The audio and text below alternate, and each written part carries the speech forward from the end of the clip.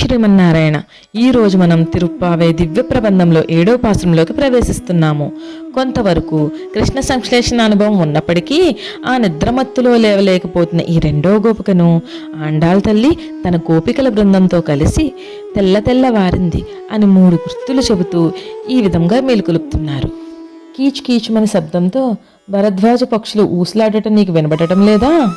ఓ పిచ్చి పిల్ల, ఆ కృష్ణ స్పర్శతో పెరిగిన గోవులు ఇచ్చిన పాలతో చేసిన గడ్డ పెరుగును చిలుకుతూ ఉన్న గోపికల కాసుల పేరుల ధ్వనులు, కొప్పుల సవ్వడులు, గాజుల ధ్వనులు, కవ్వాలు దించినా దిగిన గడ్డ పెరుగును చిలకరించగా వచ్చే ధ్వనిలోని సంగీతం నీకు వినబడటం లేదా?